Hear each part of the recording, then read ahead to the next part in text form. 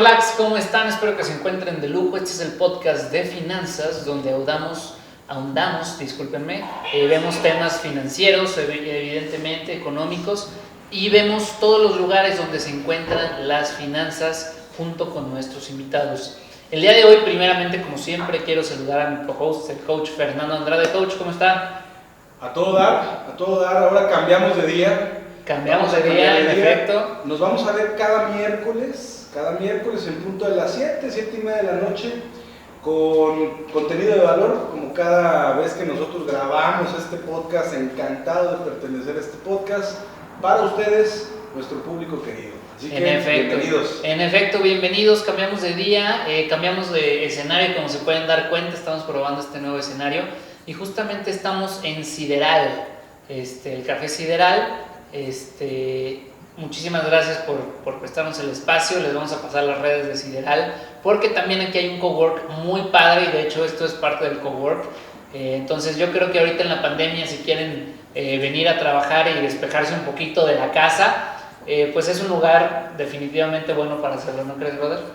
Es fenomenal, la verdad es que el lugar está muy cómodo, muy funcional, tiene todas las herramientas para cualquier equipo de trabajo que quiera venir aquí a desarrollar ideas, actividades, etcétera. Altamente recomendable. Estamos aquí al lado de Aranzazú, como bien se dice. Sí. Entonces, pues muchas gracias por esta oportunidad de tener este espacio para platicar. Sin duda. Consecuentemente quiero saludar como siempre a la caguamita, a la caguamita, ¿no? A la caguamita. A la buena cartita blanca. Saludcita. Ya patrocínanos, por favor, ¿no? Sí. Saluda ya a todo el equipo. Y bueno, el día de hoy tenemos como siempre invitados de lujo. Y Clau, la verdad me habían platicado muchísimo de ti. Me habían presumido un montón todo tu trabajo, todo lo que haces. Fíjate, hasta se me anda saliendo el gallo de los gallos. Y bueno, brother, ¿quieres presentar a Clau, por favor? Tengo el gusto de colaborar con Clau Perezón, justamente en el despacho de coaching donde desarrollo mis actividades. Y pues bueno, con mucho gusto de trabajar con una persona con una mente brillante, muy capaz, con mucho enfoque, pero pues qué digo yo, ¿no? Que lo digan sus propias credenciales. Entonces voy a leer textual cuál ha sido un poquito el trayecto de Clau y arrancamos con lo que sigue. Sin duda. Químico farmacobiólogo por la Universidad Autónoma de San Luis Potosí, titulada por promedio, eso es importante también mencionarlo, titulada por promedio. Estudió la maestría en biología molecular en el IPICIT, estudió el doctorado en biología molecular en el 2012, estancia en neurobiología de la UNAM, juriquilla y fisiología celular de la UNAM, profesora de varias materias de la carrera de medicina también en esta misma institución, nutrición, psicología, fisioterapia, esto en la UVM y Universidad Cuauhtémoc, aquí en San Luis Potosí. Conferencista en congresos nacionales e internacionales relacionados con ciencias biomédicas, responsable de los departamentos de biología molecular, citrometría de flujo y desarrollo en laboratorios de TX, gerente de gestión de calidad y perito en química en la Dirección de Servicios Periciales de FGE, aquí en San Luis Potosí, y actualmente como desarrolladora y especialista en software del despacho de Proyecta tu Futuro. Un leve giro. Bienvenida, bravo.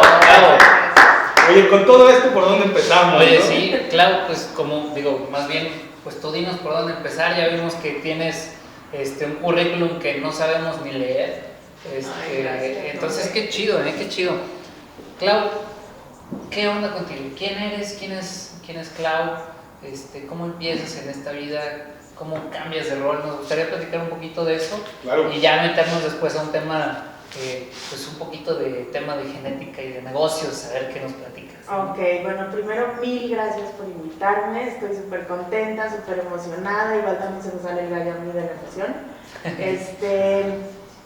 Y nada, pues a ver, yo soy una persona que nací en Veracruz, crecí en Colombia. Órale. Y desde el origen de mi vida fue como muy extraño porque a Fer le contaba que soy hija de un sacerdote y una monja. Ok. Desde ahí empieza la combinación genética. Hay una combinación interesante.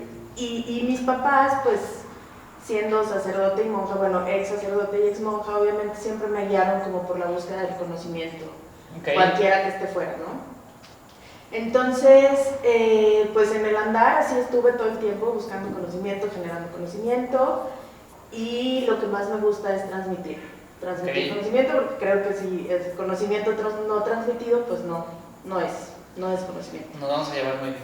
Entonces, seguro. Entonces, bueno, con esa filosofía que me inculcaron mis papás, pues yo la verdad voy por la vida en eso. Por alguna razón, yo empecé estudiando Relaciones Internacionales, fue la primera carrera que estudié. ¿Completa? No. Trunca, porque me di cuenta que a mí la verdad la ciencia me apasionaba. O sea, las relaciones internacionales me gustaban, estaba yo contenta, entré becada al Colegio de México, bueno, al Colegio San Luis. Sí, claro, el Colsan, ¿no? Al Colsan, que es como el campus del Colegio de México, y fui muy feliz, pero yo sabía que a mí la ciencia era como lo que me apasionaba muchísimo. Y dije, bueno, pues vamos a probar. Por supuesto, mis papás se fueron para atrás porque dijeron, esta no sabe ni qué quiere. Oye, yo tengo dos preguntas nada más. Te voy interrumpiendo, discúlpame, claro. Pero me surgen algunos temas. Primero, ¿a qué se dedicaron tus papás después de ser monja y ex padre? ¿Cómo se llama? Ex cura, sí, a adoctrinar. No te creas. No, ellos se clavaron mucho en la educación. Mi papá, de hecho, trabajó para el gobierno alemán en Colombia. Órale. Y se dedicaba a capacitación del personal del Ministerio de Justicia, se llama ya. La verdad es un par de personas súper cultas, o sea, yo creo que es de las personas más cultas que he conocido yo en mi vida, digo, no porque fueran mis papás, y en eso se desarrollaron, en educación, mi papá tenía un doctorado en filosofía o teología o no sé, y mi mamá una maestría en dinámica de grupos, entonces hacían muy buen equipo y se dedicaban a eso, a la educación, y pues esa pasión a mí me la transmitieron luego. ¿Y si es real esto de la monja y el cura? Te lo juro, sí, mi papá... ¿Son católicos o...? Sí, yo soy católica, creo mucho en un poder superior, hay cosas de la iglesia en las que no converges. No voy mucho como institución, sin embargo la fe católica me gusta mucho, pero la fe budista también lo que conozco, que no es mucho, me encanta Órale. Digo. Fíjate que yo tengo una situación similar. Mi papá iba a ser agustino, pero hace cuando presenta su tesis de filosofía, después tenía que hacer como un año de prácticas y en eso conoce a mi mamá aquí justo a unos pasos, ¿no? de donde estamos, y pues dijo, pues ya.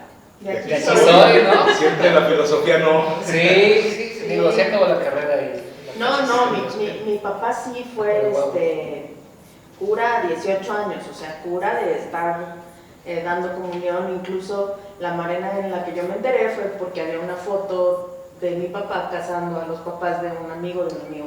¡Órale! Y yo, pues ahí dije, ¿existen los clones o qué onda? Porque me enteré ya grande, o sea, yo tenía los 20 años, no crees que fue así como muy abierta la historia en mi casa. Órale, qué interesante. Oye, la otra duda que me surge es, y te digo porque a lo mejor muchos chavos nos están escuchando, bueno, yo espero, ¿no? Pero ¿en qué momento estás tú entre relaciones internacionales, feliz, contenta? Sobre todo porque creo que cuando estás en un lugar estable y bien, de repente no piensas mucho en los cambios, ¿no? Pero ¿cómo fue ese momento que tú dijiste, no, yo amo la ciencia, vámonos de aquí? Sí, como que yo pensaba mucho en que la ciencia a mí no me iba a dar lana, y siento que hay un punto de la vida en la que todos pasamos que el foco es como el dinero, ¿no? O sea, no, yo quiero ser más rica que mis papás, yo quiero tener más dinero que mis papás, no quiero vivir las angustias que veo de repente, entonces yo dije, pues relaciones internacionales. Siempre en orientación educativa en la escuela me decían, Clau, tú eres para ciencia, o sea, ¿qué vas a hacer allá? Y me acuerdo una maestra que me dijo, vas a ser buena en cualquier cosa, pero tus mayores habilidades están en ciencia. Pues no le hice caso, pero después me di cuenta que, o sea, a mí realmente lo que me apasionaba eran las cuestiones de ciencia. De hecho, quería ser médico y por sacona no le entré porque me daban miedo los muertos. Terminé trabajando en servicios periciales donde hacemos necropsias todos los días. Pero bueno, al final no fui médico y me metí a química. Órale, mira qué interesante. ¿Y después qué siguió? ¿Nos estabas platicando? Bueno, después terminé la carrera, terminé ya con 2 hijos la carrera, pero pues yo como que quería seguir, o sea, yo ya sabía que siendo química es muy complicado tener una vida económica tranquila. Desafortunadamente en este país estamos muy subvalorados, súper subvalorados los químicos. En países del primer mundo, en cuestiones de salud, hay 4 figuras importantes, que es el médico que lleva el caso, el radiólogo, el químico y un farmacéutico que es el que elabora las dosis de lo que sea. Aquí es el médico y por muy debajo los demás, ¿no? ¿Por qué?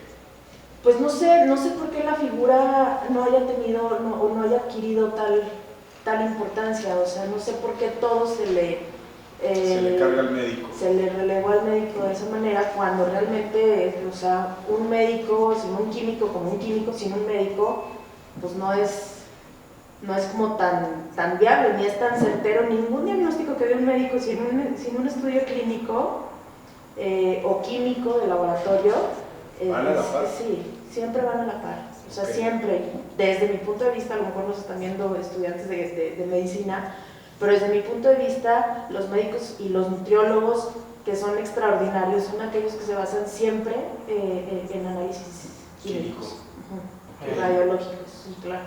Entonces continúas, bueno, en este trayecto, tomas decisión, empiezas como químico farmacobiólogo y empieza tu carrera en ciencia, ¿se podría decir? Sí, pues ahí digamos que yo era muy teórica, siempre busqué como titularme por promedio pensando que era lo mejor. Ahorita garantizo y aseguro, y es más, me encantaría que no existiera esa opción, porque es en la que menos aprendes en realidad. No hay nada como hacer una tesis. Y pues me titulé por promedio y dije, bueno, ¿qué hago? Y me metí a la maestría. Perdóname, ese comentario que acabas de hacer es súper nerd. Sí. No hay nada como hacer una tesis. Es que no aprendes nunca nada como trabajando en campo. Claro. Nada. O sea, absolutamente. Claro. Digo, puedes tener los fundamentos teóricos de todo, pero si tú no ejerces lo que tienes en la cabeza. Y realmente yo salí súper verde de la carrera. O sea, yo te puedo decir que mis amigos que tenían promedio de 7 y que hicieron una tesis para titularse, acabando la carrera sabían mucho más que yo. Yo creo que ya para todos nosotros hemos descubierto, para ya las personas que desarrollamos alguna actividad profesional, que sí, justo la universidad y los conocimientos que obtienes pues te dan fundamentos, pero la práctica es lo que te da la experiencia y el crecimiento, básicamente. Sí, Así sin es. duda. Fíjate, algo bien interesante, y yo también lo platicaba antes y seguramente ahorita tú nos puedes dar algún insight.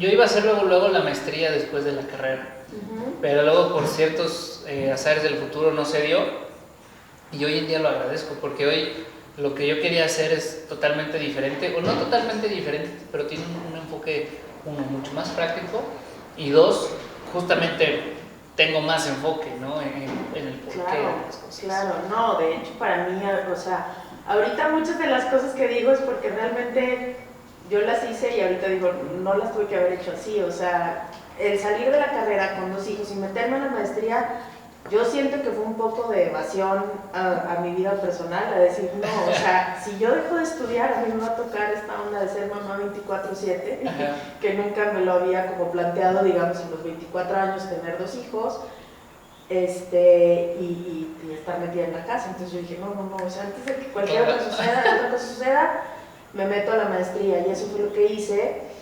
Y realmente yo iba esperando cosas muy teóricas y era completamente práctico. O sea, por supuesto mucho estudio, pero era estar metida en el laboratorio 18 horas al día.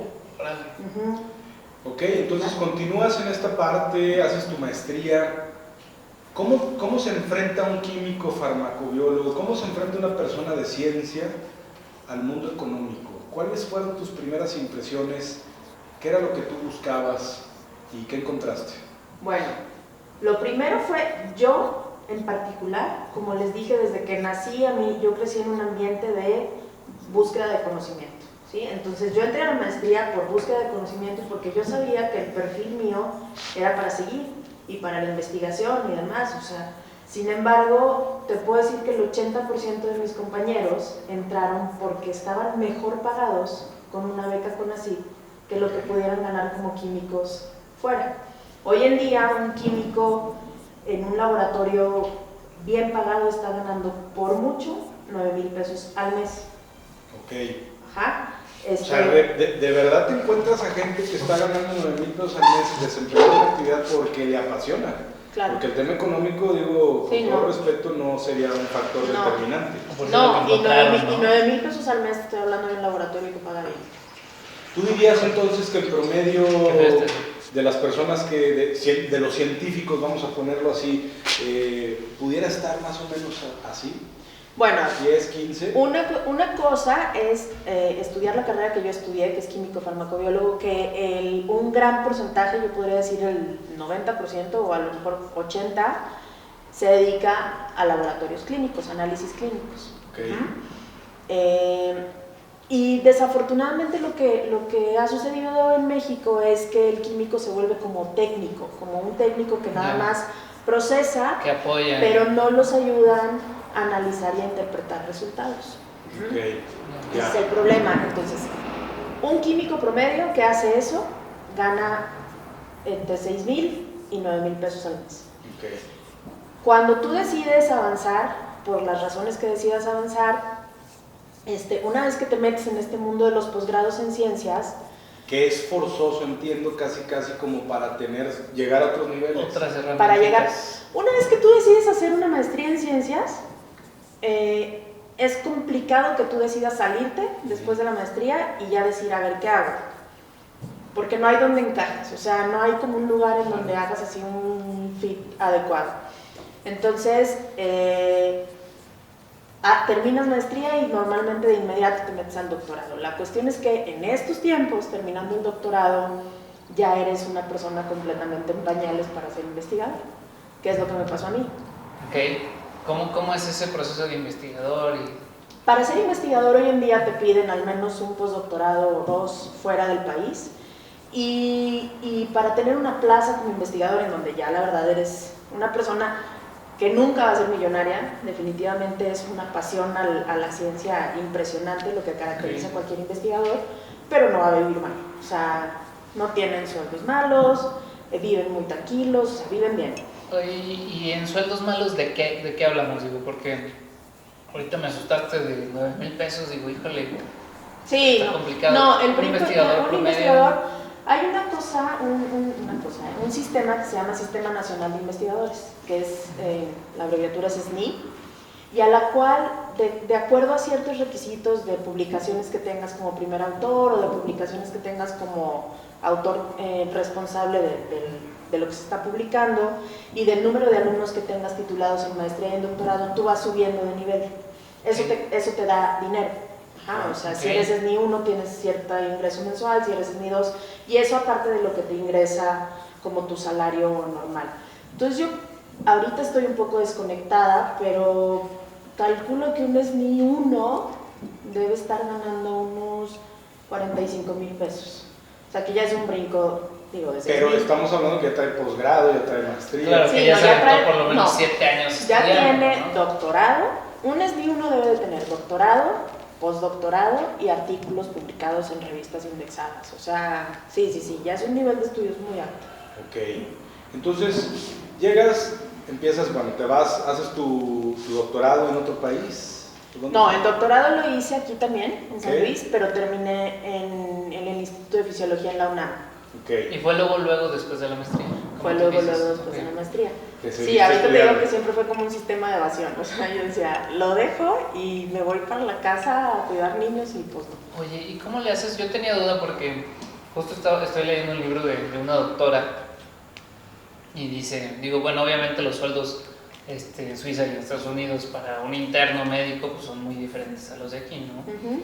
Pero, por ejemplo, algo que también a mí siempre me ha gustado es estudiar, y como que, o sea, si yo pudiera seguir estudiando, o sea, sin tener que ocuparme de otra cosa, créeme que estaría encantado.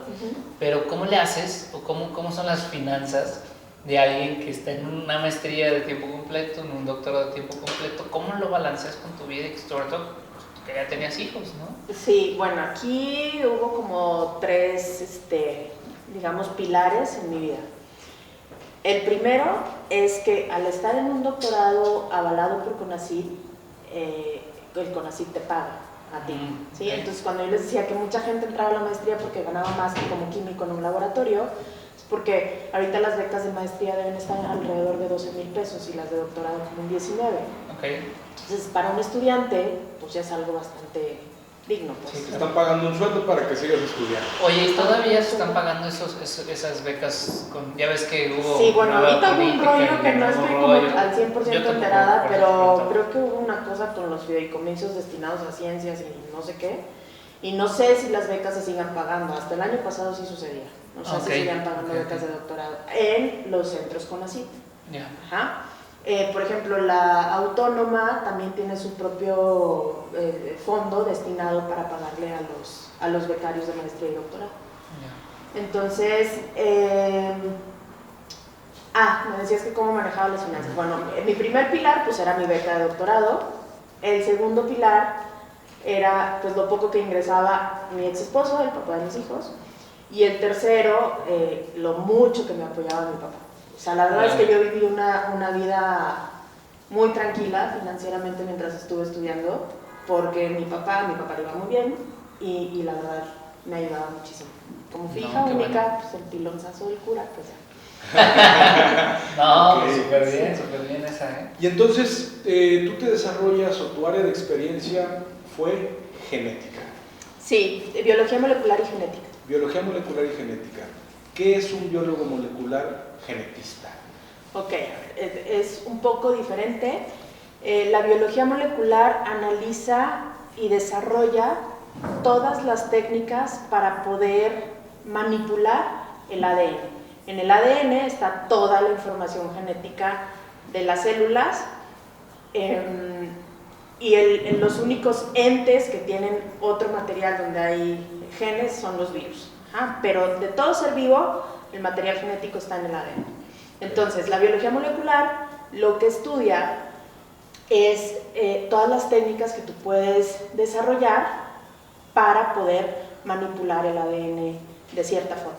Ok, ¿y cuál era tu enfoque? ¿Por qué estudiaste eso? ¿Qué querías manipular? No, es que cuando yo entré, yo quería manipular al mundo, pero yo entré pensando que todo iba a ser muy teórico, como te digo, porque algo particular que tengo es que soy súper torpe con las manos, súper torpe. Entonces, cuando yo les dije a mis papás que quería hacer... revelaciones con Clau Teresa. Sí, entonces cuando yo les dije a mis papás que quería hacer química, me dijeron, no, por favor, o sea, nos vas a mandar a la ruina. Se te va a ir de más, ¿no? Todo, y en efecto rompí como no sé cuántos miles de pesos en los laboratorios y nunca fui buena en el laboratorio. Okay. A mí realmente mi asesora me tenía por la generación de ideas. O sea, siempre me dijo, no eres buena en el laboratorio, reina. O sea, te pongo una alumna más abajo y que te ayude con los instrumentos. Moviendo ahí. Ajá. Era tu bajista, ¿no? La Sí. que baja las cosas. Sí, y yo pues hacía como la generación de ideas y demás. Órale. Oye, y en esto que comentas de querer manipular al mundo, al final de cuentas, cuando fuiste descubriendo qué opciones podías tener con este tema de biología molecular, ¿en dónde te enfocaste? ¿Cuál fue tu área? Porque me imagino que, oye, manipulas el ADN de un ser humano, de una planta, vamos, de un animal, vamos.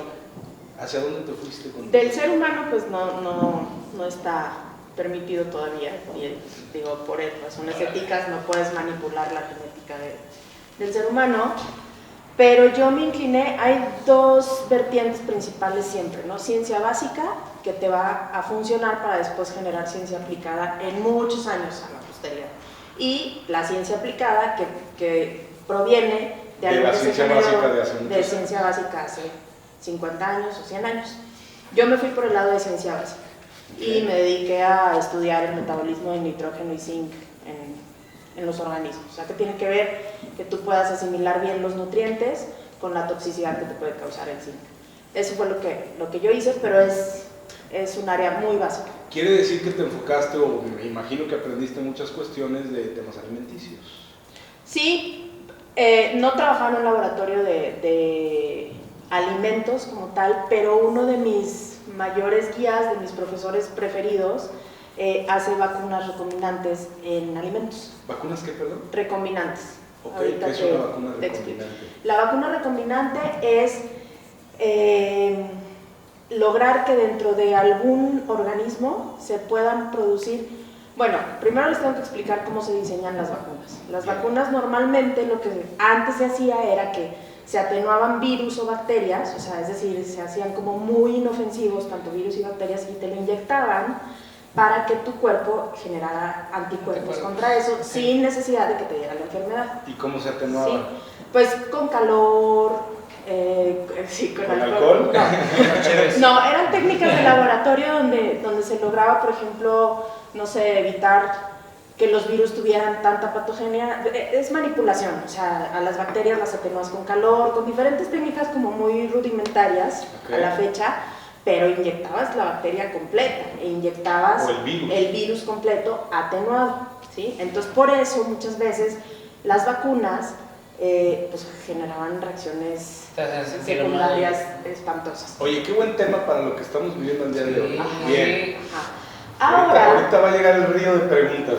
Sí, espero poder contestarlas. Pero bueno, ahora lo que se hace es que se analiza, haz de cuenta, a ver, un gen siempre lo que va a hacer es producir una proteína, siempre.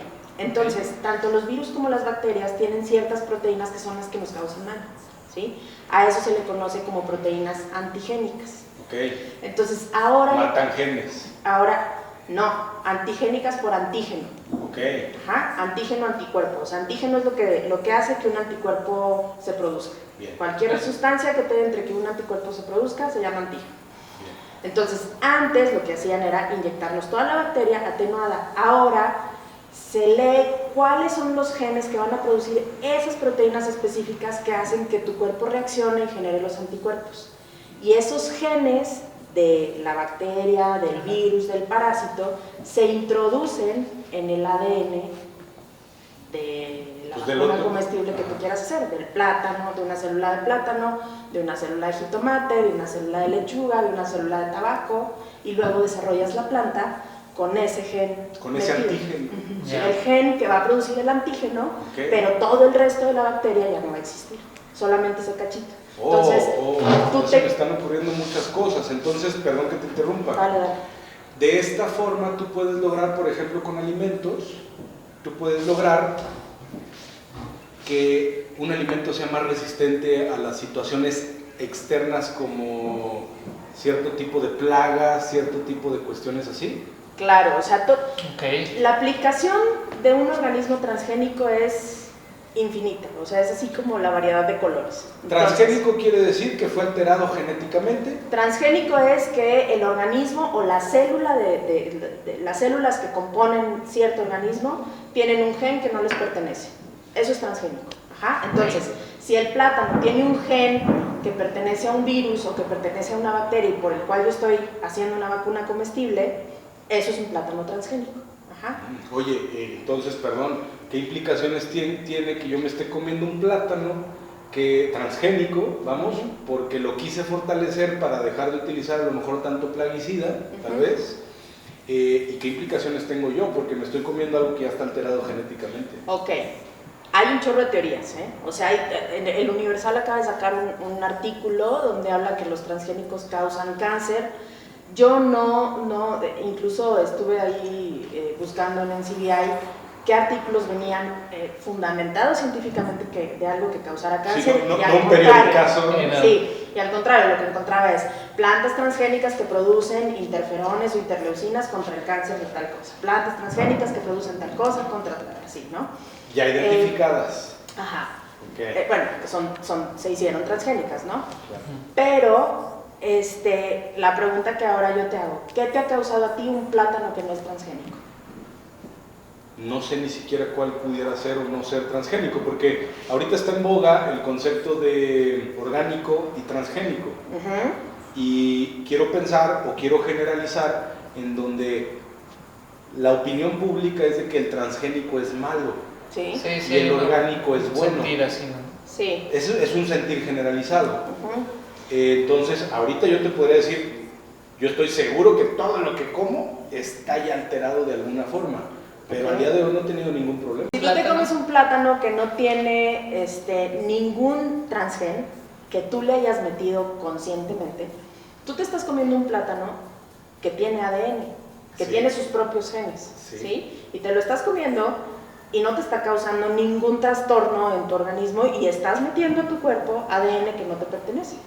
Ya entiendo. ¿Sí? Entonces, ¿Cuál sería la diferencia? Que si tú ya comes cosas con ADN que no te pertenecen y las hemos comido toda la vida, ¿cuál sería la diferencia lógica que tú te comas un plátano que tiene ADN propio del plátano y a lo mejor un gen de otra cosa? ¿Por qué ese sí te habría de causar daño? Te entiendo. Entonces no tiene Bien. mucho que ver el que esté alterado genéticamente, puesto que de entrada yo ya me estoy comiendo un ADN que no me pertenece, ¿no? De entrada, siempre que comes verduras y frutas te estás comiendo ADN que no te pertenece. Ahora, hay ciertas cositas que pueden estar... en el periodo de Fox surgió la ley de organismos modificados genéticamente. Y ahí lo que dice, para nosotros autorizar que haya un cultivo, que haya un organismo o cualquier cosa modificada genéticamente, se tiene que analizar caso por caso, paso por paso. O sea, es lo primero que dice la ley. Caso por caso, paso por paso. ¿Por qué? Porque hay ciertas herramientas genéticas que sí pudieran, digamos, causar ciertos conflictos en lo Que nosotros... están identificadas al día de Sí. hoy. Va. Entonces, por lo que entiendo, transgénico no es necesariamente nocivo o negativo. No, mira, la cuestión, bueno, obvio te voy a hablar desde mi punto, a lo mejor soy el diablo para el mundo, pero la verdad, digo, mis primas ahorita si estuvieran viendo esto en este momento me quitan la herencia a mis tías y demás, porque ellas son Greenpeace, pero la verdad es que creo que el mayor conflicto, digo, yo no sé qué fundamentos tengan ahorita la gente que promueve tanto los orgánicos o que promueve tanto la alcalinización del cuerpo o esas cosas. Ahorita quiero tocar Tocamos ese esos tema. puntos que también son interesantes. Oye, Este- es que perdón, pero estamos en contacto con estos términos todos los días y son cuestiones que nos Sí. preguntamos todos los días y está en boga. Oye, es que aparte Y no pudiera te- ser no diferente tenemos. también. Yo creo que, como ahorita tú nos estás aclarando muchas cosas, yo creo que también hay una generalización de los términos que en realidad esa generalización lleva a que no se entienda, ¿no? Así es. Como es diferente, no sé, se me ocurre a mi procesado a transgénico, definitivamente. Totalmente ¿no? diferente. O sea, un alimento procesado es aquel al que se le inyectó directamente una hormona para que se vea más grande, para que se vea más bonito, para que se vea... Eso no tiene nada que ver con un transgénico. transgénico. ¿Y eso sí puede ser malo? Desde mi punto de vista, sí. Ok. ¿Sí? Sin embargo, a nivel bioquímico, la hormona tendría que ser muy pequeñita para que nosotros la absorbamos. Si la hormona es grande, no hay manera tampoco que pase directamente al aparato digestivo. Sin embargo, hay hormonas muy chicas que son solamente lípidos que sí se pueden llegar a absorber. Quiero hacer un paréntesis ahorita con lo que comentas. Hace mucho tiempo yo me dedicaba a instalar circuito cerrado, cámaras de seguridad. Nos tocó instalar un circuito cerrado en un sitio de crianza de puerquitos, vamos a ponerlos. Chanchitos. Sí, chanchitos. Tenían obviamente diferentes sitios y estaban separados de manera importante porque aquí se criaban los recién nacidos, acá estaban los de ya tal peso y acá estaban los que ya se vendían prácticamente. Me llamó mucho la atención que independientemente de las condiciones en las que los tienen, que si era algo complejo que no voy a platicar, una vez llegamos a uno de los sitios, me fui a caminar nada más, a lo mejor estaba hablando por teléfono, no recuerdo, y encontré como una pequeña fosita chiquita llena de frascos de un tipo de esteroide anabólico, no se me ocurre el nombre, pero vamos, Sí, no sé. oxandrolona o sí, dexametasona o de esas Sí. tandolonas.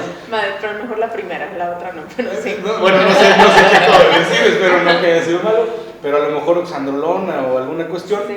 que les inyectan para hacerlos crecer, evidentemente, que lleguen más rápido al peso y venderlos al peso porque se comercia con el peso del puerquito. Bueno, eso es el puerquito, pero vemos lo mismo en plantas, vemos lo mismo en vacas, vemos lo mismo en cualquier otro organismo que consumimos. Ajá. Ahí están inyectando hormonas, como tú Ahí lo que están decías. inyectando moléculas ya sintetizadas que tú tienes la probabilidad de absorber directamente. y entonces eso me genera cáncer. Eso, pues te puede generar muchas alguna otra cosas. O sea, te puede generar desórdenes en el ciclo celular, que es lo que te lleva al final del día a generar cáncer. O te puede generar desórdenes metabólicos a nivel endocrino. O sea, el punto es, si esas hormonas se absorben directamente por tu intestino, entonces ahí sí hay problemas.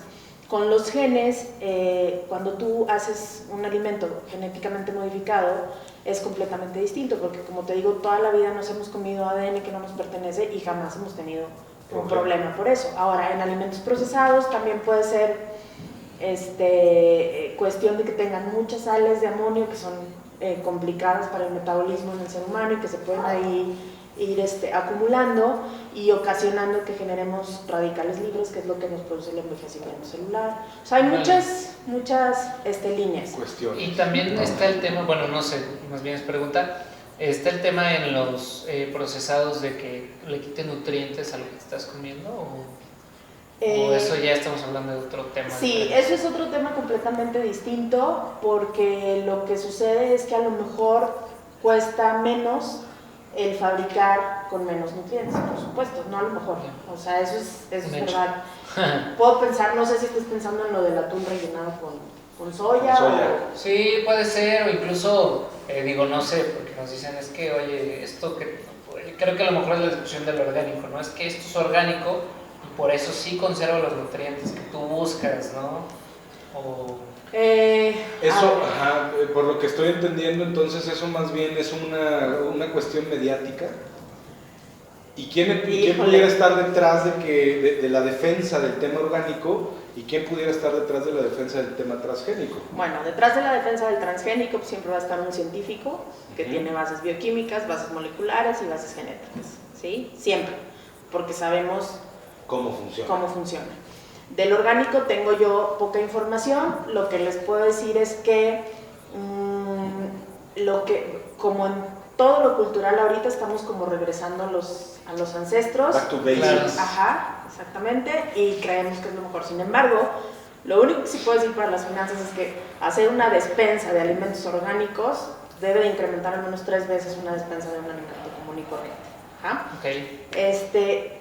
Con lo orgánico lo que sucede es que tratan de cuidar a tal grado la especie que sí probablemente no pierdan ningún nutriente, pero están impidiendo por completo que se desarrollen en un ambiente natural. Ya. Ajá. Y eso en el momento en el que salga a la vida real, pues no va a poder sobrevivir. O sea, desde mi punto de vista, todo lo orgánico está en contra de la evolución. Okay. O sea, es como si lo pusiéramos a nivel de sociedad, yo pensaría, por ejemplo, en los alemanes nazis que solamente querían preservar la raza. Es una cuestión que se llama eugénesis, y eso, lejos de hacernos resistentes, hace las cosas súper sensibles al medio ambiente, al entorno, a la evolución, y probablemente no pierdan ningún nutriente, pero tampoco ganan ninguna resistencia, porque todo está demasiado cuidado, demasiado... Sí, que libre pastoreo, ¿no? Y todo este tema en los orgánicos. Ajá. Oye, pudiera ser también este tipo de razas de cachorros, de perros, vamos, en donde los cruzan porque tienen el pedigrí de no sé qué fregados y resulta que los animales salen con unas broncotas impresionantes. Los bulldog francés, que son una belleza, o sea, que estéticamente son perfectos para ser perros, ¿sabes? Es un ejemplo típico y claro de la eugénesis. O sea, están tratando de preservar a tal grado los mismos genes sin combinación con otra variedad, con nada, que sí, estéticamente son muy lindos y son muy bellos, pero la resistencia de esos perros a la vida es nula. O sea, claro. Ok, entonces yo diría, oye, sal con relación al virus, porque creo que ahorita el virus del COVID, ¿no? Métete a la casa, a lo mejor me voy a meter en algún conflicto, pero bueno, es en comparación, métete a la casa, cuídate, protégete, ok, sin embargo, estarías, utilizando el ejemplo que estás diciendo, estarías utilizando algún estilo de ¿cómo? Progénesis. Eugénesis. De eugénesis, en donde quiero preservar mis genes, no tener acceso a un gen, bueno, a un virus, vamos, externo, lógicamente le impido a mi cuerpo generar anticuerpos y pudiera a lo mejor a la larga representar un problema mayor. Sí, mira, más que al COVID, que no creo tener la información suficiente como para entrar en un debate sobre el COVID, o sea... Ni yo, así que nos mantenemos al margen. Sí, como que no me gustaría entrar en ese tema porque no estoy lo empapada que yo quisiera. Pero lo que tú dices, bueno, la eugénesis primero se puede hablar nada más a través de las generaciones, ¿sí? O sea, es preservar la información genética tan intacta a través de las generaciones que genera problemas. Podemos hablar de los menonitas, que si ustedes ven es gente que está igualita todos con todos, pero sí tienen problemas como de aprendizaje e inteligencia. Pero solamente puedes hablar a través de, sí, con todo respeto, a través de las generaciones. Pero lo que tú dices, más que decir voy a generar anticuerpos contra el COVID, es voy a generar anticuerpos contra el mundo. Contra lo que hay allá afuera, porque el COVID es una madre que está allá afuera. Sí, y las personas, o sea, por ejemplo, mi mamá que tiene ahorita 84 años me decía, no manches, el día que yo salga me voy a morir de salmonelosis, porque me voy a comer un taco y yo ya no voy a tener defensas para esa bacteria. ¿Sí? Porque no estoy conviviendo con nadie, estoy como en una cápsula y el día que yo salga, pues seguro no me va a dar COVID, pero me va a dar COVID. Oye, ¿qué piensas de eso? ¿Crees que a lo mejor sea también que pues es algo que no conocíamos, o sea, no que no conociéramos como tal, porque pues el SARS y todos estos pues ya existían y había diferentes tipos, pero es algo que no sabemos cómo vamos a reaccionar, a lo mejor por eso pues todo este tema, ¿no? ¿Y crees que a lo mejor en ese sentido... porque, por ejemplo, ahorita estamos escuchando temas de que, bueno, ya me dio, pues ya no tienes bronca, pero ya estamos escuchando temas de que hay recontagio y todo eso. ¿Qué onda con eso? Hijo, es que te voy a decir una cosa, los virus son, o sea, cuando nosotros creemos que somos la especie dominante, pobres alucinados. O sea, sí, los virus son me queda claro. Perros, o sea, los virus son... porque tienen Oye, nosotros somos un virus, bueno, nosotros somos un cáncer para el planeta. Sí, pero los virus, la ventaja que tienen es que están cambiando constantemente, cambiando. O sea, cuando se dan cuenta que el ser humano ya encontró la manera de evadirlos, de vacunarse, de no sé qué, cambia otra cosa para vacunar. Entonces, a ver, primero la primera pregunta es, el susto con el COVID-19 es un virus que no tiene vacuna ni cura al día de hoy. Entonces, siempre que hay algo desconocido, acuérdate, bueno, no sé cuántos años tenías en el 2009. Ni yo me acuerdo. 11, yo creo. No sé, pero bueno, en 2009 pasó lo mismo con la influenza, H1N1, ¿no? Okay. O sea, desconocimiento total, tenía susto, 17. No, bien chiquita. Yo 15. Bueno, entonces era el desconocimiento total y un sustazo, y resultó ser que el porcentaje de mortalidad pues era casi igual que la influenza estacional, incluso en algunas regiones menor. Pero siempre lo desconocido pues dices, puta, porque ha habido virus que no como, el virus de ébola, o sea, que sí son súper agresivos. Y que igual porque no hay una vacuna, pues sí como genera, te da y pues... genera desconocimiento. Ahora, lo que se ha visto en el avance del COVID, por ejemplo, es esta cuestión de que se complica con bacteria y genera fibrosis en el pulmón, es decir, que ya no puedes tener la misma elasticidad que antes, y las secuelas son graves. O sea, si bien el índice de mortandad no es tan alto como se pensaba, aunque tampoco tan bajo, pero las secuelas que deja o sea, yo a los virus sí les tengo mucho respeto, yo no me atrevería a decir nunca que es una cuestión política, económica, mediática, no. O sea, desde el punto de vista que se apalanquen de ahí la cuestión política, económica, mediática. Eso sí es otra cosa, pero que no exista, en ningún momento yo podría decir eso. Ok, perfecto. Entonces, bueno, te dedicas a este tema, empiezas con el tema de los alimentos, lo cual pues, nos llevó a todo este desarrollo. ¿Y qué es lo que sigue? O sea, ¿dónde te colocas? ¿Por qué te quedas ahí? ¿Por qué no te quedas ahí? ¿Qué onda? Ok, bueno, lo que sigue es, lo que normalmente una persona que termina un doctorado hace, es hacer un postdoctorado, porque ya estás totalmente encaminado a hacer investigación, ¿no? Y para eso nos van como educando, o sea, como a las niñas de hace 50 años las educaban para ser mamás, casarse, tener familia, planchar y lavar. cuando tú entras a una maestría es cuando tú seas el titular de un laboratorio, cuando tú tengas tu grupo de investigación, etc. Ya. ¿Sí? Pero yo termino el doctorado y mi hija entra en la pubertad. Y entonces entra en una edad súper difícil, nos va muy mal. Y pues ahí me toca a mí entrar en la disyuntiva de seguir en la evasiva de decir, no, pues quiero seguir trabajando y ser mamá, pero como mitad y mitad. O decir, hay miles de doctores en este mundo que seguramente van a crear lo que yo siempre he querido crear, pero pues mamá de mi hija solo yo. Y en ese momento decido no continuar. O sea, pararme con el doctorado. O sea, terminar el doctorado y ahí detenerme. El problema es que tú cuando terminas un doctorado, pues quedas así como en una isla porque para cualquier empresa estás muy calificado, claro. Y para cualquier área de investigación no eres nada. O sea, eres una persona que está en pre-kinder. Ajá. Okay. Entonces ahí fue donde a mí me empieza a costar trabajo, conseguir trabajo. O sea, un trabajo que yo dijera, necesito que me paguen bien, pero no me puedo dedicar a la investigación porque no tengo la preparación ni los requerimientos para poder estar ahí. Y pues ahí empieza como mi lucha. He tenido muchísima suerte en los trabajos en los que he estado. Y lo primero fue estar a cargo de laboratorios de salud de la Universidad del Valle de México. Y ahí estuve muy contenta, pero después pude ya como aplicar las cosas más a nivel clínico, que fue cuando fui a desarrollar el Departamento de Biología Molecular al Laboratorio TX, que es el laboratorio más grande de aquí, de San Luis. No sé si ya hice una mega publicidad, pero bueno. No, está bien. Esperamos el cheque por ahí. Sí. Y ya después, pues ahí estuve 4 años, implementé el Departamento de Investigación y Desarrollo y luego me hablaron de gobierno para ir a servicios periciales.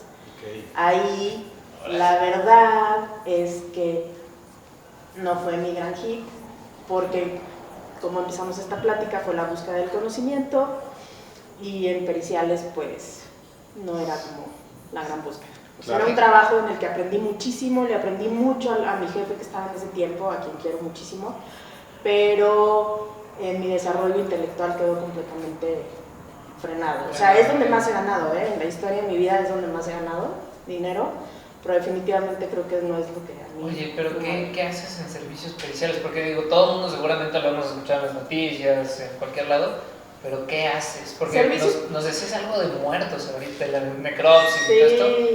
En español, ¿cómo se llama? Ok, servicios periciales es un área que apoya a nivel científico a todas las investigaciones de la Fiscalía General del Estado. Okay. Entonces, en San Luis tenemos, yo ya no estoy, tienen 19 áreas diferentes de investigación pericial, pero va desde arquitectura hasta medicina, o sea, hay un montón de variedades. Por ejemplo, los médicos o peritos legistas lo que hacen son las necropsias para siempre identificar la causa de muerte. Ahora, no todas las personas que mueren llegan ahí. Llegan ahí las personas con muerte violenta, con muerte inesperada, o que no hay un médico que diagnostique o que haga un certificado de defunción. Okay. Los peritos en genética hacen identificación de cadáveres por perfil genético. Cuando no puedes identificar un cadáver, primero va de la parte física, después de la parte de huellas dactilares, después por la dentadura, y si no hay ninguna de esas con las cuales se puede identificar, entonces ya perfil genético, que ahí no hay pierde. Entonces, está eso, están los peritos en química, que son los que identifican drogas, que identifican violaciones y cualquier delito sexual, y hay peritos pues, en dactiloscopía, peritos en balística, donde identifican armas, proyectiles, calibres y todo. Documentos cuestionados, en donde ves si firmó o no firmó, si es legal el documento. Y bueno, pues hay un montón. Esos que ven la firma y la curvita y todo eso. Criminal Minds. Oye, qué interesante. Sí, pero ahí yo empecé con algo súper padre, que fue...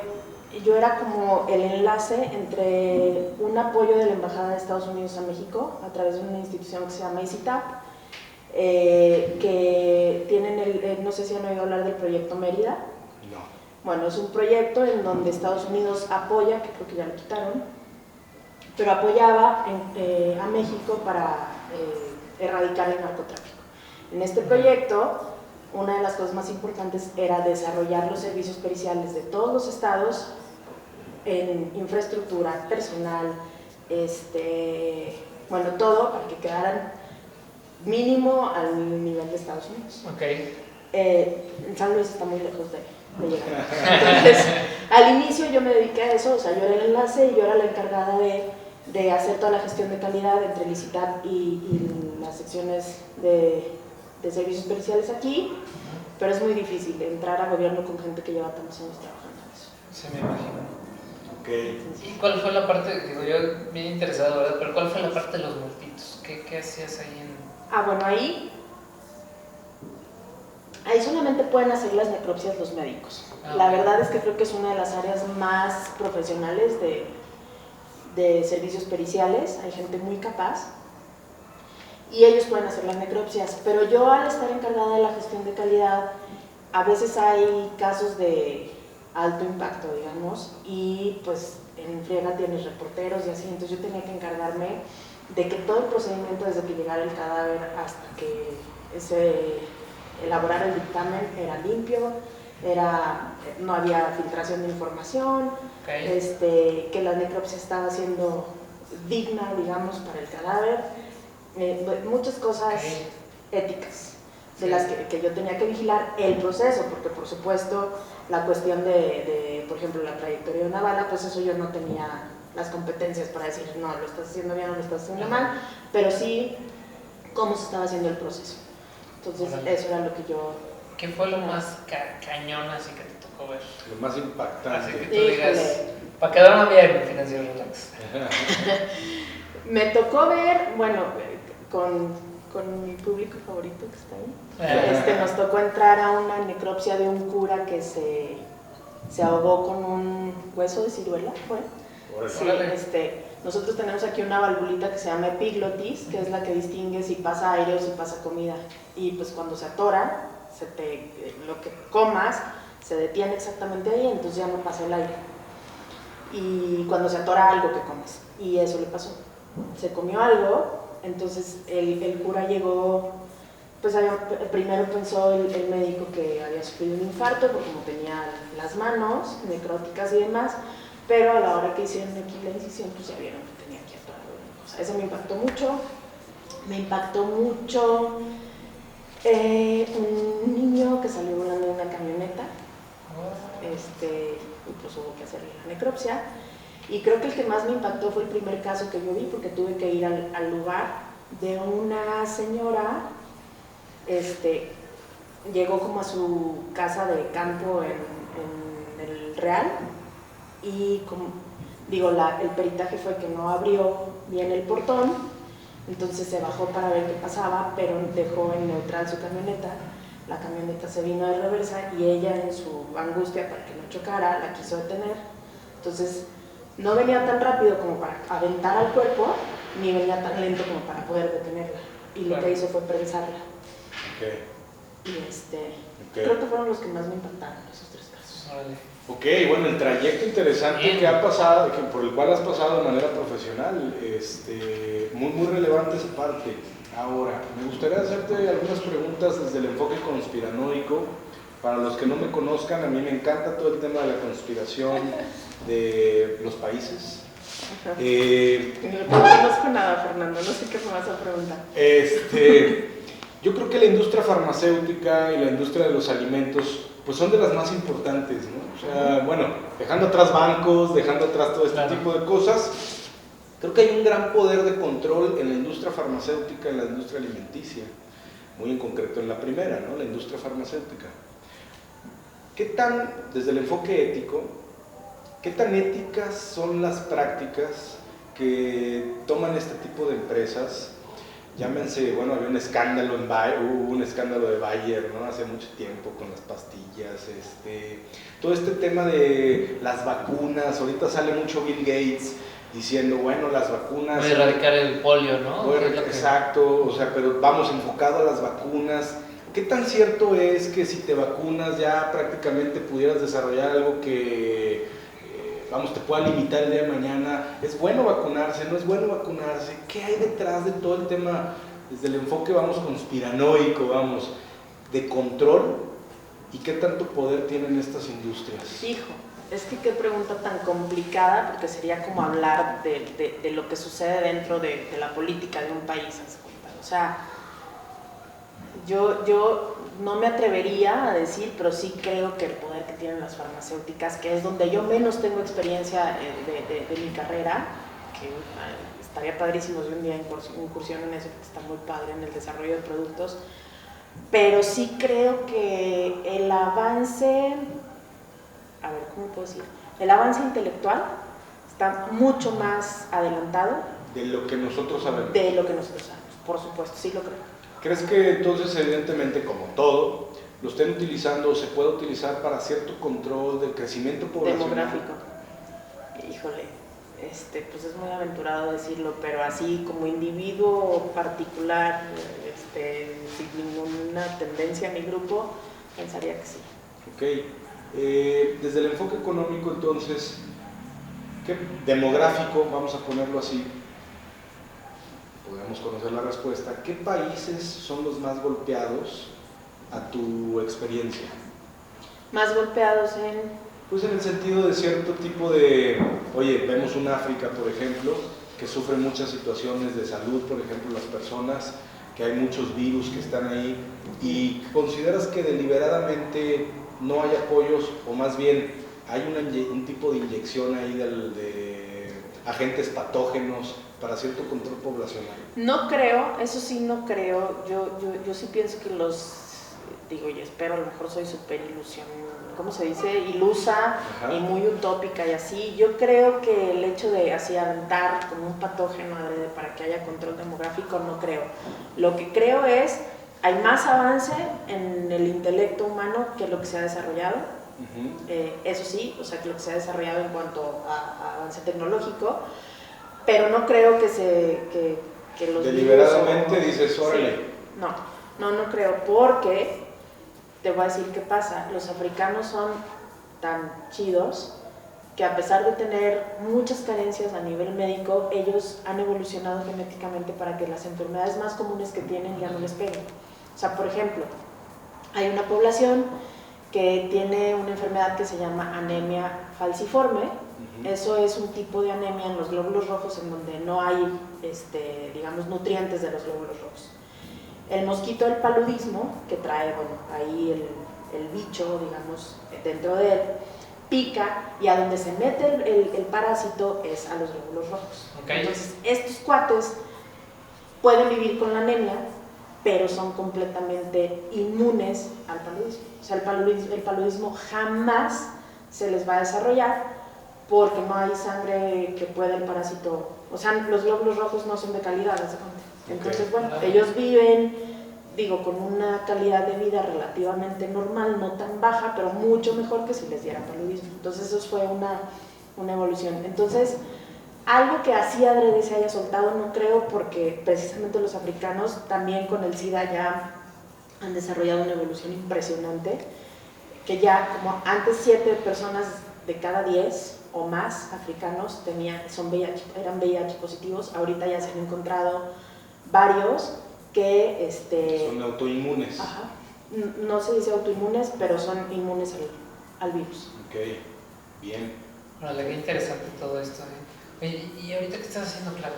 Bueno, mi vida dio un giro impresionante porque yo justo salí de gobierno, la verdad, muy frustrada. O sea, porque al principio la idea de mi trabajo era muy distinto a lo que terminé haciendo y decidí renunciar.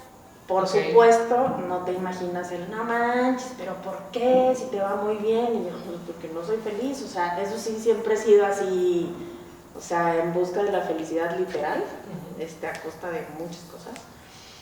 Y salí de gobierno y empecé a buscar trabajo en mi perfil, pero todo el mundo me daba de químico por 6,000 pesos y eso ya no me alcanzaba. O sea, ya no tenía el papá rico que me mantuviera, ya no tenía el ex esposo que aportaba y pues lo que aportara, y pues yo necesitaba tener un buen ingreso. Entonces ahí llega un cuarto pilar, que es aquel señor, Y cuando yo salgo de gobierno, pues él es el que me ayuda por completo a nivel económico, pero sí, mi mente, pues necesitaba, toda la vida he trabajado, toda la vida, y yo necesitaba algo. Empecé a buscar yo en mi área y estaba muy complicado, o sea, para mí fue muy difícil, duré un año buscando y buscando y buscando, y sí, Claudia, eres el perfil perfecto, pero te hablamos, o sea, ya sabes, así. Claro. Un año que se me hizo eterno y horrible, y yo dije, no manches, o sea, ¿qué voy a hacer? O sea, no. Fue la verdad muy, muy difícil, a pesar de que económicamente estaba bien. Y en eso yo publico ya desesperadamente en Facebook que tengo tal perfil, que si saben de algo, y me mandan a hablar de una empresa de finanzas personales. Ok. Para ver si yo quería ser coach financiero y demás. Entonces yo dije, no, o sea, ¿yo qué voy a hacer aquí? Ajá. ¿Qué fregados voy a hacer aquí? Y bueno, finalmente no me atreví a ser coach porque era como más tiempo esperando a ver Claro, ¿qué sucede, no? qué sucede con mi economía. Yo ya no podía esperar más. Y pedí, o sea, yo fui la que les dije, no puedo ser colaborador de aquí, pues díganme para qué soy buena. Obviamente no sé nada, porque mi perfil es completamente distinto. Claro. Y el socio mayoritario de la empresa, pues algo vio, gracias a Dios, en mí, que dijo, pues vamos a apostarle. Llevo 8 meses ahí, me ha desarrollado en una cuestión que obviamente pues nada que ver conmigo, que es el software que planteamos ahí, y me ha ido muy bien. O sea, la verdad, estoy súper contenta, creo que es uno de los trabajos que más feliz estoy, aprendiendo muchísimo. Tengo la posibilidad de transmitir lo que he aprendido porque cada generación que entra, pues yo pertenezco a la escuela que enseña, y no, hombre, pues feliz, encantada de la vida. Obviamente la parte científica me extraño, pero siento que no tengo ahorita ningún hueco, porque como estoy aprendiendo y estoy poniendo a trabajar mi cabeza, que es lo que siempre me ha gustado, pues... Oye, ¿y entonces estás ahorita aprendiendo a programar? No es programación lo que yo hago. Digamos que mi puesto en empresas muy grandes se llama dueño del producto. Ok. Que es como ser el puente entre los programadores y el requerimiento de mis usuarios finales. ¿Haz de cuenta? Entonces yo tengo que interpretar, crear, y de la mano de un asistente, de unos cuates que están en el área de programación, que son bárbaros, que quién sabe si sin ellos pudiera... Como Neo y Trinity. Sí. Y estoy pues muy contenta, la verdad. Órale, qué chido. Sí. Qué gusto escuchar gente con toda esta trayectoria que tienes y todo. Muchas gracias. Oye, y fíjate que ahorita, como tema que tocabas ahorita, lo de las farmacéuticas, yo también siento que la industria de alimentos tiene muy controlado incluso lo que consumimos, ¿no crees? ¿O qué piensas? Porque, por ejemplo, yo había escuchado en el caso de empresas muy grandes como Danone y no sé, ¿no? Que en realidad tienen, o sea, todas las empresas que conocemos por ejemplo, de lácteos y de todo esto, prácticamente son dueños del 90%, ¿no? Y de ciertas cosas que empezamos a consumir o que consumíamos, que era pues pura mercadotecnia. Claro. Consumirlas. No sé qué piensas. Sí, totalmente. O sea, ahí sí puedo yo como decir que estos monopolios o pseudomonopolios, o no sé cómo se les puede decir, por supuesto que son los primeros que han de tener ahí campañas de Greenpeace antitransgénicos, porque en el momento en el que esto se vuelva o superemos las barreras que tenemos culturales de un transgen, los alimentos que van a surgir de ahí pues van a cumplir todos los requerimientos nutricionales de las personas con un riesgo mínimo. Entonces, cuando eso suceda, se les acaba el changarro. Sí, creo. Oye, como esto, como este alimento que daban en la película de Matrix, que era como un estilo de engrudo, pero que contenía todos los nutrientes necesarios para la operativa completa del ser humano. Sí, pues mira, el maíz, no estoy 100% segura, pero el maíz es un alimento que contiene, las proteínas son una fuente de nutrición importante para nosotros. Las proteínas siempre están constituidas de aminoácidos y existen 20 aminoácidos. De esos 20 aminoácidos, 10 nosotros los seres humanos los podemos producir dentro de nuestra célula naturalmente, pero los otros 10, si no los ingieres, Los tenemos que buscar. ajá, los tienes que buscar. El maíz tiene, no estoy segura cuántos, pero un porcentaje alto de esos 10. Ajá. Si tú haces transgénico un maíz y metes los genes necesarios para poder sintetizar los 2 o 3 aminoácidos que les faltan, Con el maíz la haces. pues con el maíz la harías. Ahora, ¿cuál es la desventaja real de un transgénico? Que sí, las especies puras de un país pues se pierden, ¿no? Y eso es importante para la cultura y para la historia de cualquier país. Entonces, Y más seca, patrocínanos. Patrocinados. sí. Entonces, pues sí, obviamente esto no conviene a industrias alimenticias. Sí, o sea, obviamente mantiene. Sí, claro, pues obviamente el maíz, porque sé que en México pues da de manera fenomenal. Ajá. Pues claro que matas toda esa industria. Entonces Sí. hay un tema económico, como en todo, que propiamente no es lo que conviene a la colectividad, siempre conviene a quien tiene el conocimiento y el poder. Así es, ¿no? Y además, o sea, fíjate, por ejemplo, tenemos tal desconocimiento que aquí estamos muy tranquilos porque no se hace maíz transgénico.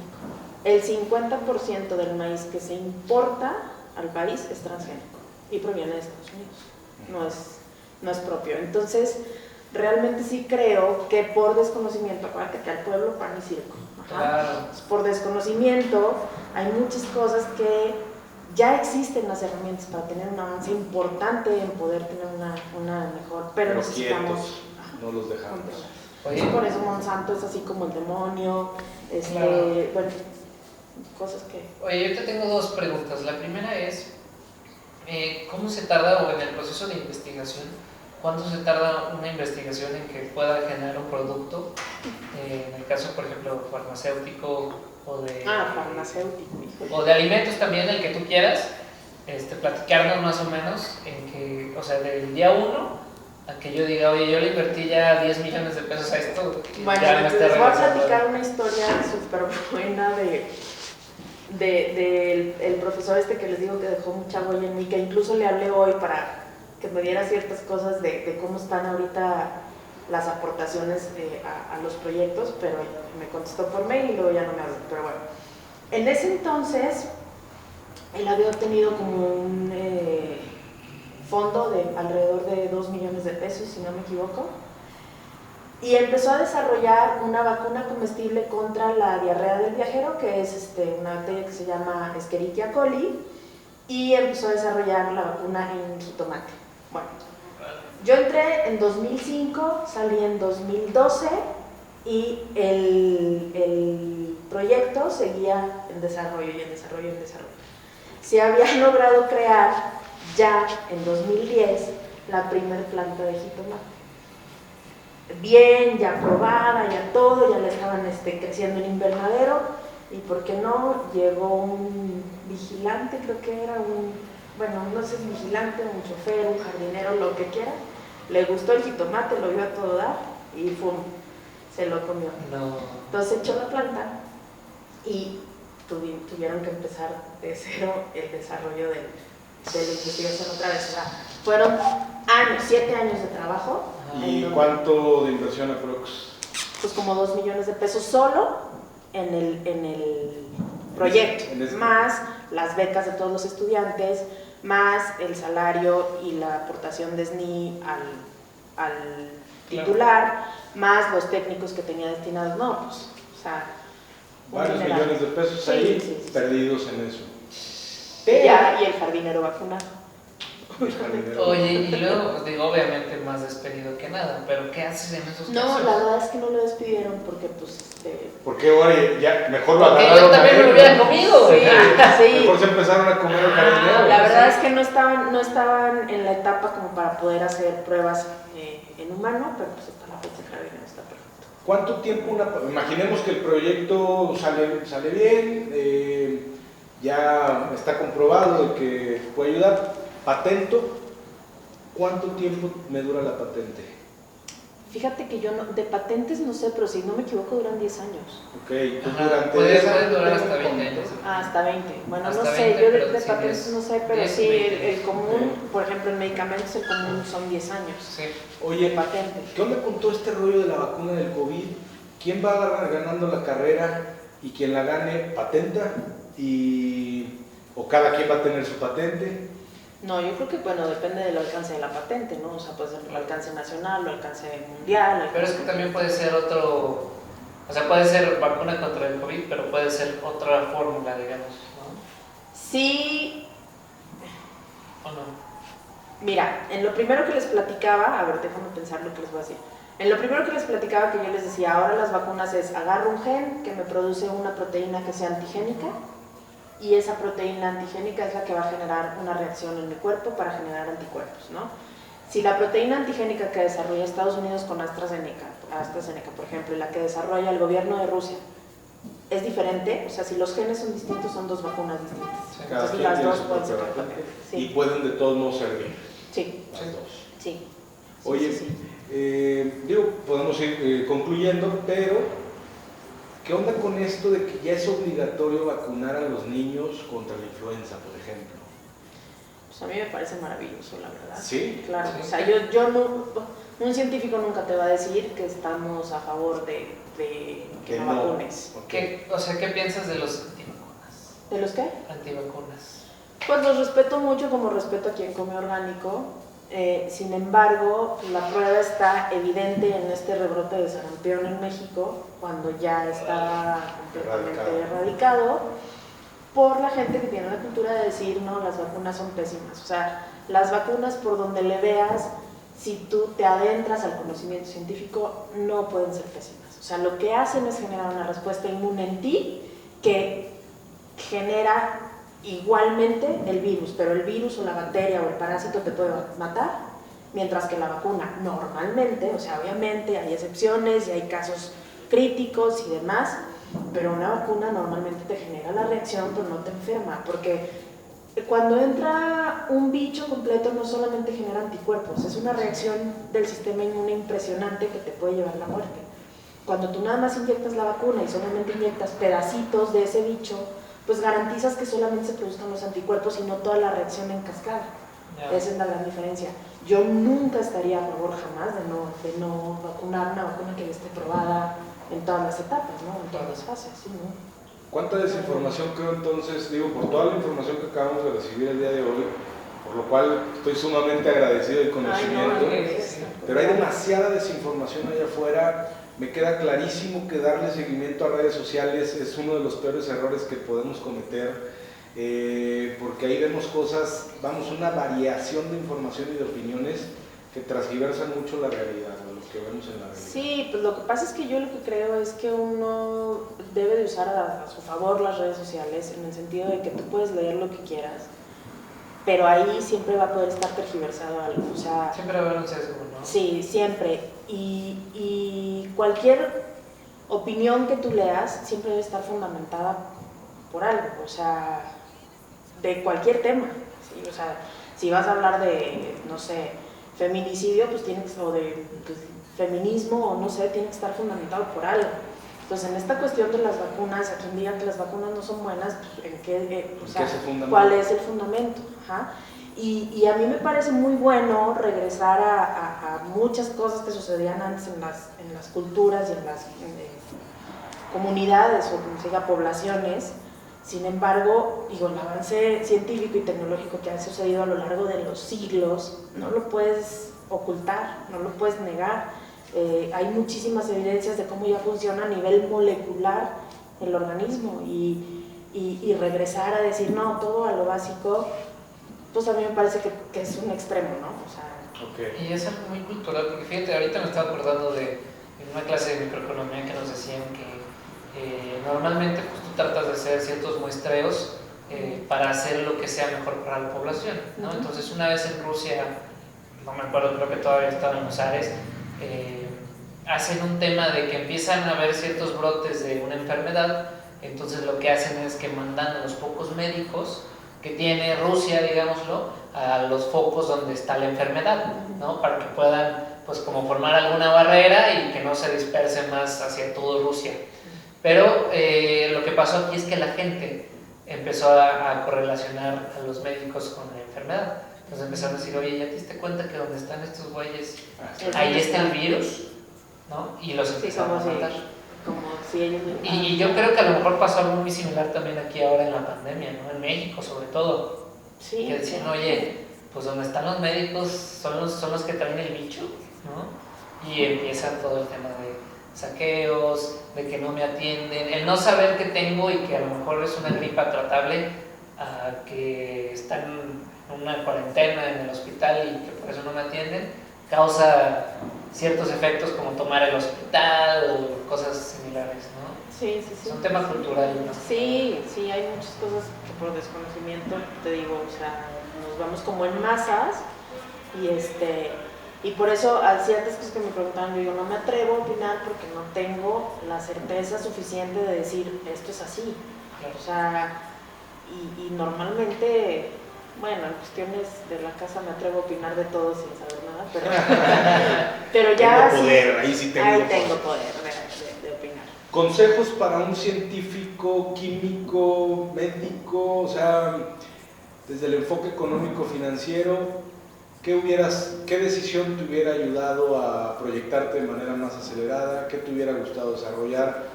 Tengo el gusto de trabajar con un par de químicos que tienen empresas de químicos, que les ha ido muy bien con todo este rollo pues, de la pandemia, por el tema de la sanitización, etcétera, y todas las variantes que pueden hacer. Consejos desde el enfoque económico que le quieras dar a todos los chavos que están estudiando o que ya están trabajando. Bueno, lo que pasa es que antes del consejo económico yo creo que tienes que saber cuál es tu finalidad en la vida. O sea, si tu prioridad es ser una persona con riqueza económica, definitivamente el estudiar, o sea, siempre tenemos que sacrificar unas cosas por otras, siempre. Entonces, estudiar mi carrera con miras a ser una persona millonaria, pues es ahora sí que como una aguja en un pajar. Compleméntalo con el tema empresarial, ¿no? Compleméntalo con el tema empresarial, exactamente. O sea, si quieres ser un químico rico, tienes que hacer un posgrado en administración, en finanzas o en alguna cuestión así de alta dirección, no sé. Si lo que te interesa es el conocimiento, pues entonces te puedes ir por mi línea. Y si te interesa mucho la cuestión de investigación, no te va a ir mal, nunca vas a ser el gran millonario, pero vas a vivir bien, vas a vivir una vida bastante holgada con respecto al promedio mexicano. Perdón. Y yo creo que esa es la base, o sea, ¿qué priorizas? ¿Cuál es tu felicidad? Y con base en lo que es tu felicidad, entonces desarrolla lo que quieres hacer. Definitivamente una persona que quiere ser multimillonaria, si es como un garbanzo de libra estudiar química y lograrlo, ¿no? No es lo más común, sin embargo sí existimos personas a las cuales pues, nos gusta vivir de manera tranquila, pero no opulenta ni nada, y somos felices habiendo estudiado eso. O sea, yo volvería a repetir mi vida en muchas cosas, otras ni de broma, pero en esta cuestión financiera y que todo el mundo así de, pero ¿por qué si ganas? ¿Pero por qué si no ganas? Pero, o sea, yo lo volvería a hacer de la misma manera. Entonces es como, sigue tu línea, tu prioridad de vida y dale. Perfecto. Oye, Clau, ¿y qué crees que le haga falta a México para darle esa prioridad a la ciencia, tanto de manera económica, porque obviamente pues, se refleja en que si un químico gana eso, pues es porque no se le da el valor que tiene? Pues ¿Qué crees que ¿crees que es algo de educación? Es lo que siempre me he topado. México es un país polarizado en todos los sentidos, o sea, claro. es una cuestión impresionante que normalmente no tendemos a la media en nada, o sea, es polarización total. Hablas de política y piensas en polarización, hablas de deportes y piensas en polarización, hablas de ciencia y piensas en polarización, o sea, pues no sé, como cualquier país de tercer mundo, pues obviamente conviene mucho más tener a la población en pleno desconocimiento, porque entonces les puedes vender ideas facilísimo. Yo creo que esa es una de las razones principales por las cuales no se apoya la ciencia. Ahora, otra de las cosas es que una de las polarizaciones es, a ver, enaltecido tanto a los médicos, que merecen todo mi respeto y merecen estar en ese nivel de altitud, pero es tan polarizado esta cuestión que entonces la salud se lleva en manos de la política y de los médicos. Y todos los demás, o sea, de una enfermera, bueno, en Estados Unidos se me olvidó decir, o en cualquier país de primer mundo, los enfermeros tienen otro nivel. Aquí los enfermeros también ganan fatal. Entonces, con relación al médico. Con relación al médico y con relación a una persona que trabaja haciendo el aseo en una casa, lo cual es muy digno, pero me refiero a que un enfermero y un químico literal hacen carreras que son muy complejas, son súper complicadas y es difícil ver un buen ingreso en cualquiera de esos dos. Entonces, desde mi punto de vista es, que mantener a una población en desconocimiento, pues es el éxito de muchas cosas. Claro. ¿No? Y dos, la polarización. O sea, siempre tener a ciertos grupos selectos en cada cosa y los otros muy relegados.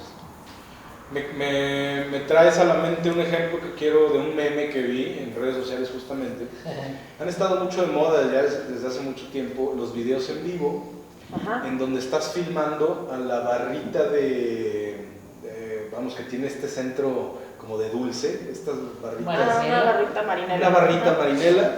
Están filmando en vivo a la barrita marinela, cubierta con una como cobijita, con una almohada, y en el en vivo hay cientos de miles de personas viendo a la barrita marinela dormir.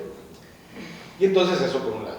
Y por otro lado está una persona hablando, no sé, digamos de economía, de finanzas, algún tema educativo enriquecedor para la mente, 13 personas viendo ese en vivo. Y entonces un comentario que me llama mucho la atención. Por eso hay pocos dominando y hay muchos operando, o hay muchos siendo dominados, ¿no? Y yo creo que en México, lo que tú comentas va en confluencia a eso. Yo creo que en México pasa mucho esta situación. ¿Qué tanto tiempo, y esto es también una opinión, qué tanto tiempo estamos pasando, cultivándonos, aprendiendo, cuestionándonos todo, y qué tanto tiempo estamos nada más valiendo que sea? Stand-by. Sí. Me imagino que para un científico ha de ser esto así de que, chavos, échenle ganas, documentense, lean, crezcan, pregúntense todo, pero métanse a la raíz de la situación y formulen una hipótesis, formulen una opinión antes de estar hablando barbajadas. Sí. Oye, ¿y seguro viste ayer el video, verdad?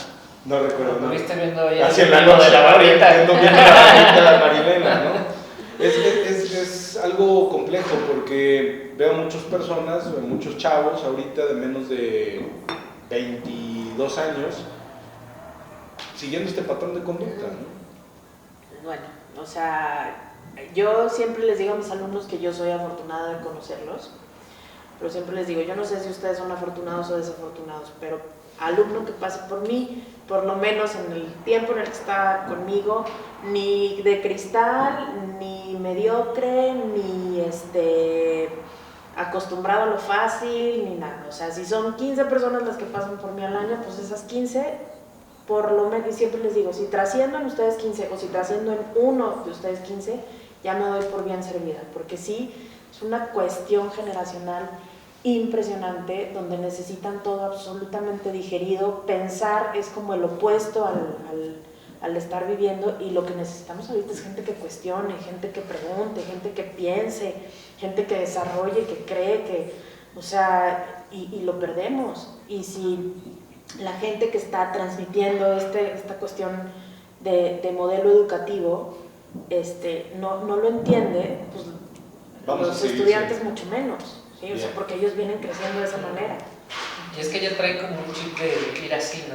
Y fíjate que, digo, bueno, yo creo que me he topado un poquito con eso y lo he comentado aquí con Mau, que, o sea, yo estoy haciendo ahorita TikToks, ¿no? Obviamente por aumentar mi comunidad, porque creo que sí se puede, o sea, sí puedes aprender, ¿no? De un TikTok. Y hay muchos muy chingones y muy creativos. Pero yo lo que luego veía es que siempre hay, como tú dices, o sea, opiniones muy polarizadas, pero porque, o sea, no sé, o sea, yo explico, y a lo mejor tengo un video explicando derivados, que son cosas, pues, un poquito más complejas, pero en un minuto, o sea, yo eso lo estudié, lo he estado estudiando toda mi carrera, o sea, no es como que en un minuto yo te vaya a dar la verdad absoluta y todos los pormenores de qué es un derivado, ¿no?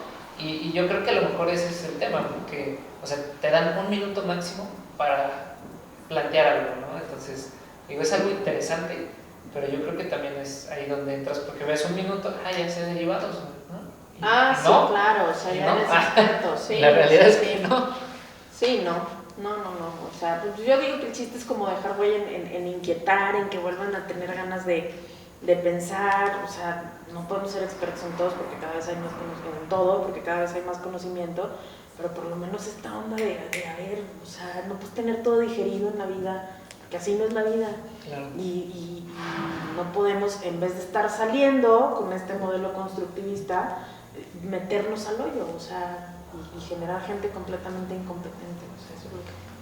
Wow. Que no. Clau Perezón, un excelente mente brillante. Gracias, igual. Mucho con este enfoque, me quedo mucho con este enfoque de, vamos, colectividad, de apoyo, de enseñanza, de ser didácticos, de cuestionarnos, de preguntarnos muchas cosas.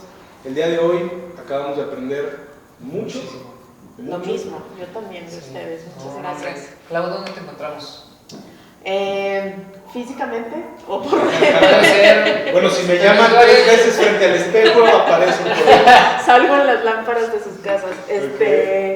No, pues no, por redes. ¿Quieres ser encontrada? Quiero ser encontrada, por supuesto. Pfizer, ¿dónde te encuentra?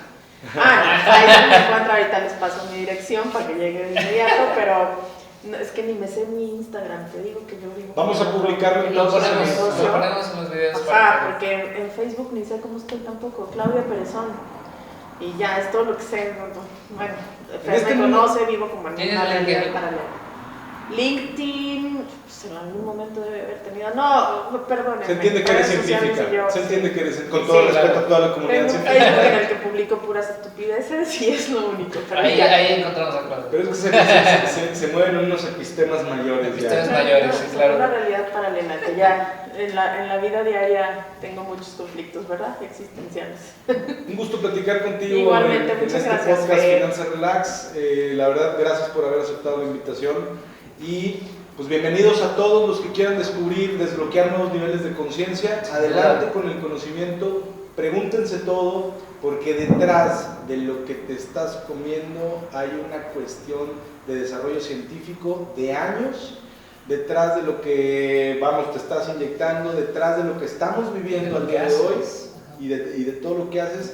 Hay un desarrollo de años en cuestión evolutiva, de conocimiento, que no se puede dejar y que no se puede morir, porque pues, es la historia y el desarrollo y la evolución del ser humano. Así es, mi Fer. Y me gustaría que dejáramos igual también porque digo, creo que tu papá estuvo también, fue filósofo, mi papá también es filósofo, y a mí una materia que siempre me tocó muchísimo y que saludo al doctor Gerardo Méndez donde estés, cabrón, diferenciaste mi vida. Pero él siempre nos decía, la filosofía como tal, si tú tradujeras filosofía, es retroalimentarte o preguntarte, cuestionarte, ¿no? Entonces, chavos, los invitamos a filosofar. Sí, totalmente, sí. Sí, es la clave de, bueno, lo que yo interpreto como éxito es eso. Cuestiónate, pregúntate, filosofa, no creas ni no des todo por sentado de lo que te dicen, o sea, eso no, digo, te vuelves un ser inerte en realidad. Señores, muchas gracias. Al público, Clau Perezón con nosotros en Finanzas Relax, le damos un fuerte abrazo. Un abrazo.